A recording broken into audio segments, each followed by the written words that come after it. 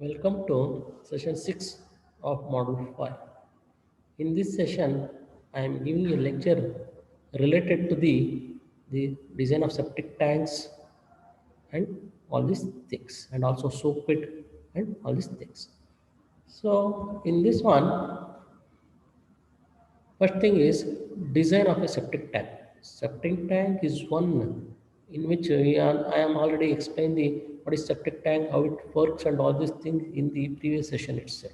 So main thing is when you go for design of the septic tank, we are taken into consideration of the following things in the mind, and then only we design the particular one. If you want to capacity, storage capacity, or total volume of the septic tank which is required for a particular things, mainly it is depending upon the number of users, and what about the storage of sludge, as well as the time required for the digestion and all these things. So the following three functions considered for the design purpose. The first one is sedimentation, to remove the maximum possible amount of the suitable solids from the sewage. Means what about the amount of solids which are present in the particular one is mainly depending upon it is removed by the process of sedimentation.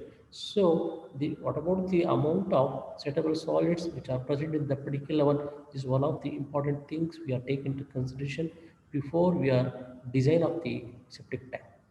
Means sedimentation process, we give the provision for the sedimentation process. Sedimentation process is one in which the settleable solids are settled by gravitational force only. So number of settleable solids are more than the volume required is more, number of settleable solids is less, volume is less. Digestion of settleable solids resulting in a much more reducing the volume of the things. Means what about the digestion amount, whether it is designed for a particular waste, what about the amount of digestion required, what about the amount of organic matter that's are present in that particular one, what about the duration of time of detention time, and all these things. Detention time is more, automatically volume is more, and also detention time is more, then automatic digestion takes place. By that, the total volume of the sewage is reduced. The particular one.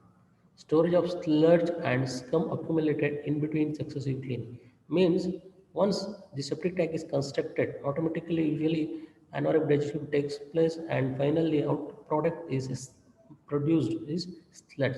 And then sludge is solid in nature, it contains organic and inorganic contents, and automatically it is settled at the bottom of the septic tank. So once it is goes on increasing, automatically the volume or storage capacity of the septic tank is also goes on reducing. For that, before we are fixing the what about the size of the septic tank and all these things, we are decided what about the duration of time for cleaning, subsequent cleaning. Means once it's filled, automatically they go for cleaning. What about the duration of time required for the particular one, whether it may be 6 months, 1 year, 2 year, 3 year, it is mainly depending upon the number of users, size, and all these things. So these things are we are very careful about, okay, very careful, and then only we fix the what about the size of the septic tank and all these things. The design of space for storage of digested sludge is as follows. There is a standard table is there. From that, it is possible to find out the what about the space required for the septic tank for frequent cleaning, whether it is cleaned for 6 months, every 6 months, whether it is cleaned for once in a year, once in 2 year, once in 3 year, and all these things. So period of cleaning for 6 months, once in 6 months, then the storage capacity per person is 0.283 meter cube. Like that 1 year 0.49, if it is 2 year 0.708, if it's 3 years 0.085 meter cube is storage capacity of the slab. So depending upon the cleaning period of cleaning, the size of the septic tank may goes on varying. So there is a simple problem which is related to the design of a septic tank. So usually in the problems what they go for, only they are given the design a septic tank for number of users for a hostel or whatever it may be, or hotels and all these or schools and all these things. But in this case, what is given, design a septic tank for 50 users, assuming the rate of water supply as 60 liters per day. So in this problem is given the rate of water supply. If it is not given the rate of water supply, then we assume the rate of water supply as per the standard Okay, but for a rural area, what about the amount of water required per capita per day? And then only we go for what about the size of the septic tank and all these things. But here in this case is given 60. Usually in the rural area, that too for a public water taps, it is 60 liters. If it is individual household connection is there, then the rate of water supply may increase up to 60 70 liters per capita per day. It is depending upon the whether it is public taps or private taps and all these things. Assuming retention period as 24 hours, means here retention period is assumed as 24 hours. The time of cleaning of sludge as 3 years, means they are cleaning the sludge for once in a 3 years. So first you find out the space required for the settling. Space required for the settling means 24 hours settling detention time is assumed. So here the space required for settling is, here population is 15 at rate of water supply is 60. So 15 to 60 by 1000 we get 3 meter cube of 3 meter cube is the total area required for the 24 hours of detention time. Space required for storage of sludge. Here for storage of sludge required is 15 to 0.0425, which gives 2.125 meter cube per 1 meter cube per day. Space required for storage of sludge. Okay, see one is detention time, another one is cleaning of sludge. Another is cleaning of sludge. For 3 years cleaning, the per person the volume required is 0.085 as per the standard table. So 50 into 0.085 it gives to the 4.25 meter cube. The total space required for septic tank is 3 plus 2.125 plus 4.25. So totally 9.375 meter cube is the total size or total volume of the septic tank required. Here we are assuming the what about the depth of the tank. Usually it is varies from, depending upon the size, it is varies from 1.25 to 1.75 and all these things. Here we are assuming 1.4 meters is the depth of the tank, septic tank. Then the surface area is 9.375 divided by 1.4, which gives rise to 6.7 meter. And also the total surface area of the septic tank is 6.7 meter. So assuming length to breadth ratio is 2:1. Therefore, after simplification, we get B equals 1.83 and L is 3.8 meter. So then there is a provision for the freeboard of 30 centimeter. Usually, there is a freeboard of 30 centimeters provided. So overall depth of the septic tank is 1.4 plus 0.3 means 1.7 meter is the total depth of the septic tank. So therefore, provide a septic tank of size 3.8 by 1.9 into 1.7 meter is as per the calculation for the given data. Effluent disposal in septic tank. So definitely once the waste collected in the septic tank undergo anaerobic digestion and all these things, finally supernatant liquid is present in the particular. So we go for disposing of the particular one safely without affecting any environment hazard for the receiving water body or land or whatever it may be.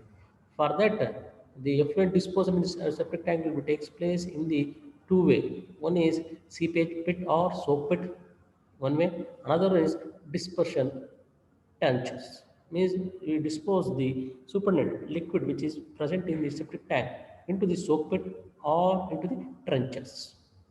Soak pits. Soak fields or soak pits also known as soil absorption system. Here what they go for, usually the porous materials are present in the particular one, whether it may be soil, bricks and all these things.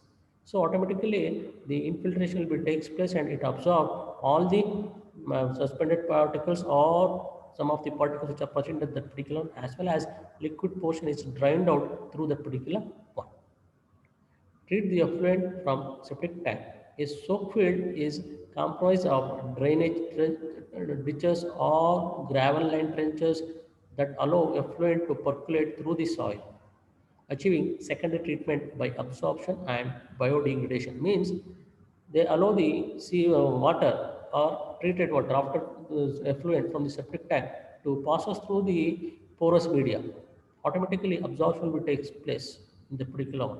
Within porous media may be gravel, burnt bricks and some of the case they may use the some of the adsorbent also. So in that particular one, the absorption will takes place, as well as the biodegradation means if further any organic matter is there, then it undergo degradation by the microbial activity, and all these things is carried out in the soap pit itself. A conventional soap soil absorption system allows the effluent from a septic tank.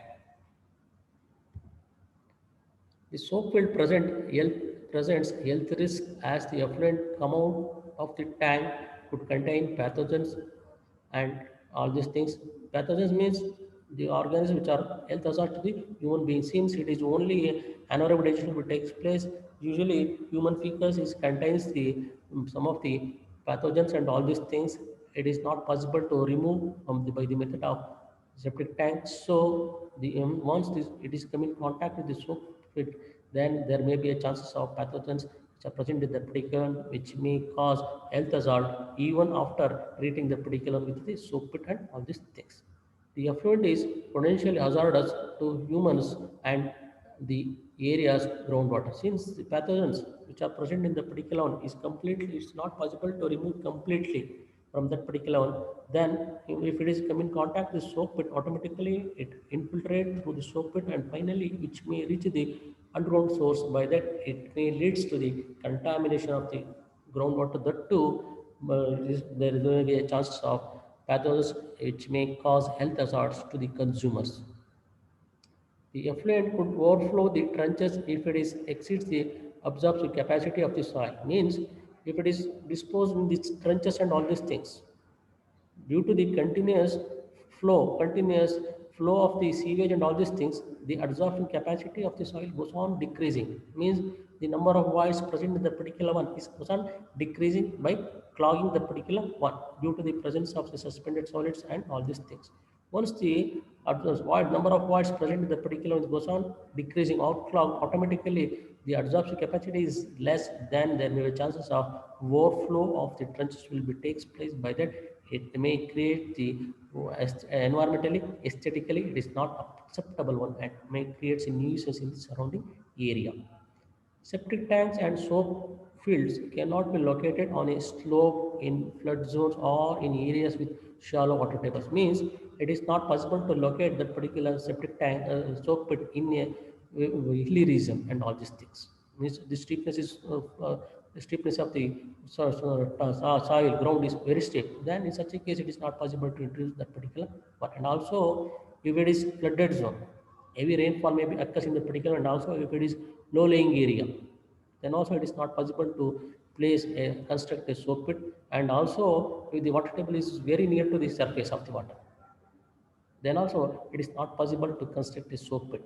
If it is very near to the water table is very near to the surface, then automatically the penetrate waste come out from the septic tank, come in contact with soap pit. Finally, infiltration will takes place and which may reach the groundwater as quickly as possible. By that, it may contaminate the groundwater source itself.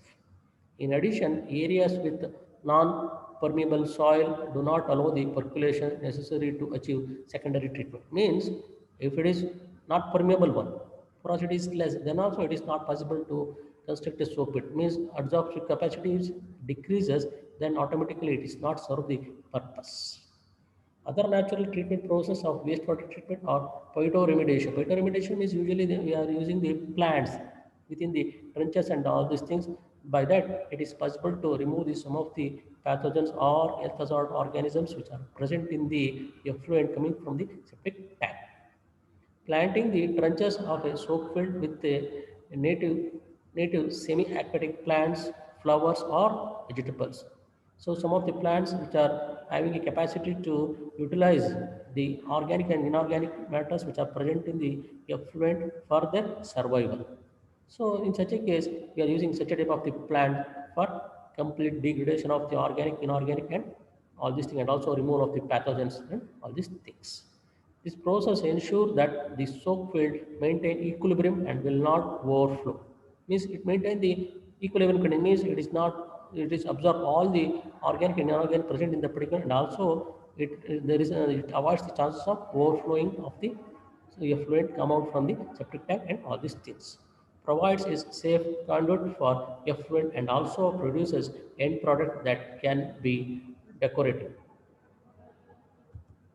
So this is the typical section of the soak pit, whether it is lined soak pit or unlined soak pit. If it is lined soak pit, usually they are given the lining with the brick lining with dry joints. Dry joint means they are given the joints between the bricks and all these things for percolation of the supernet or liquid matter present in the particular one. And the effluent depth is usually 100 mm or 100 centimeter. So once the effluent coming from the septic tank and collected at the particular unlined lined soak pit, so surrounding is given by the bricks and also and they may placing the soil around that particular bricks. Usually this size or the dimension of that particular one is usually circular in nature.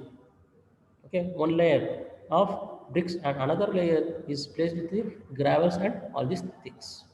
So and there is a provision of the cover and all this and also the height of the particular it is above the ground level. Usually it is above the ground level.